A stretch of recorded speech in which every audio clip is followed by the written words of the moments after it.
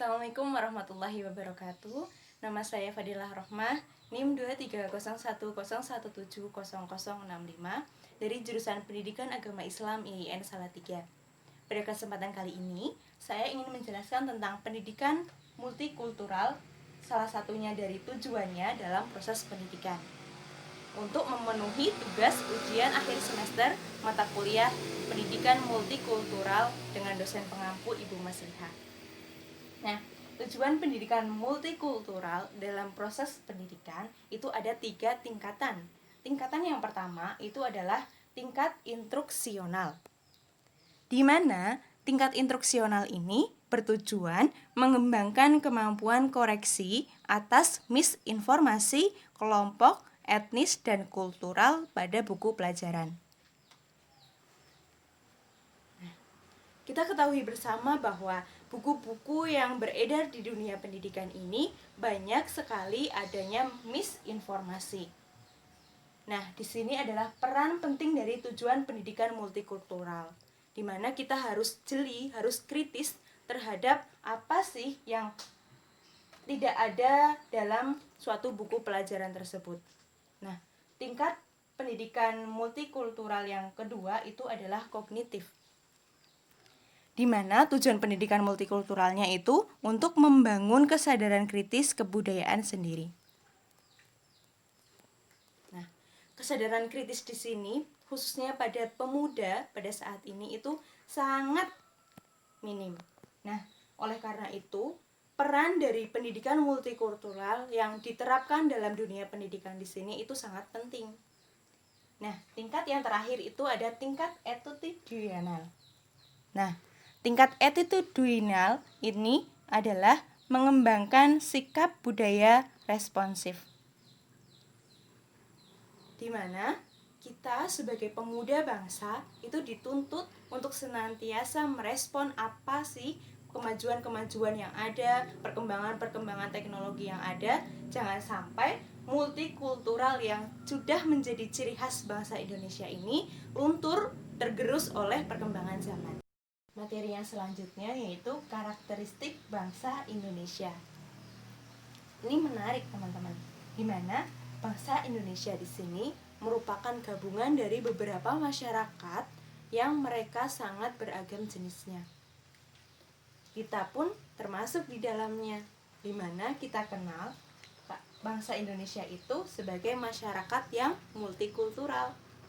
Masyarakat multikultural itu adalah satu susunan masyarakat yang mereka terdiri dari pertama, suku bangsa yang sangat beragam. Kedua, agama di Indonesia pun tidak hanya satu. Mereka mempunyai pemeluknya masing-masing. Ada pulaunya pun, bahasa Indonesia mempunyai pulau yang banyak.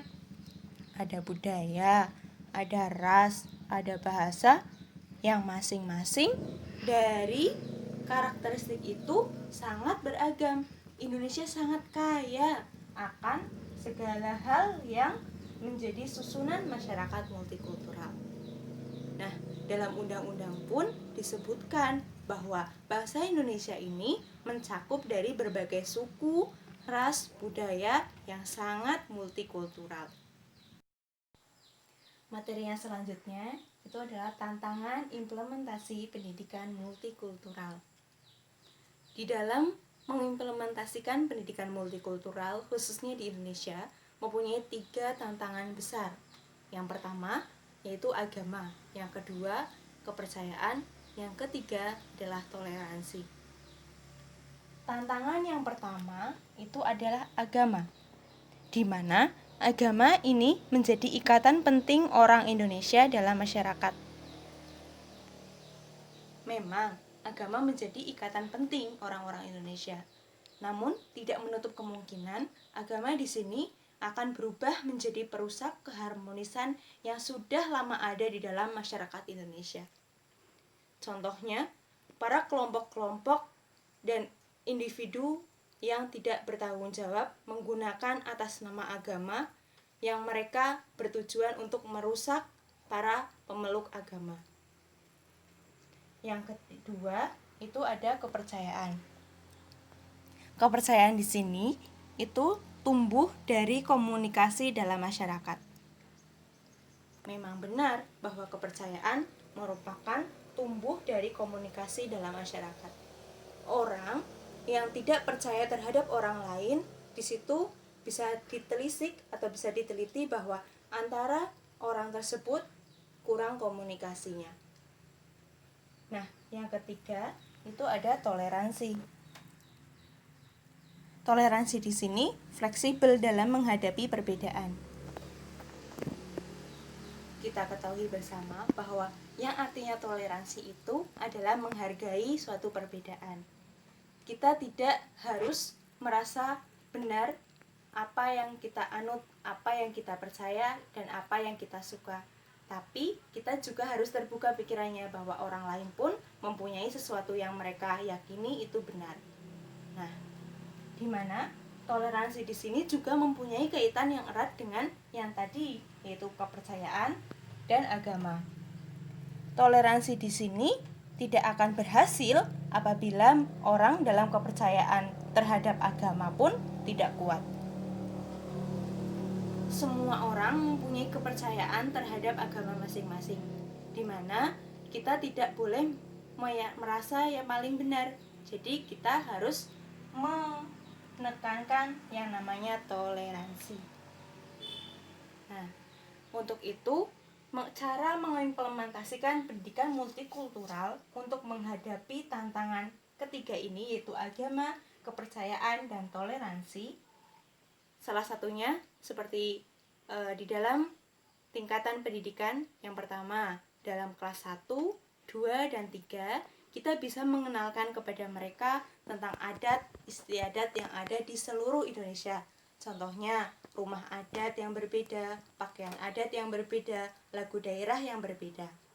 Selanjutnya, tingkatan yang lebih tinggi, yaitu di kelas 4, 5, dan 6. Di mana mereka itu sudah lebih tinggi tingkatannya, kita bisa memberikan pemahaman kepada mereka dengan cara mungkin bisa memutar CD tentang video-video tentang keberagaman suku bangsa yang ada di Indonesia, ataupun bisa menggunakan modul-modul atau buku paket yang ada.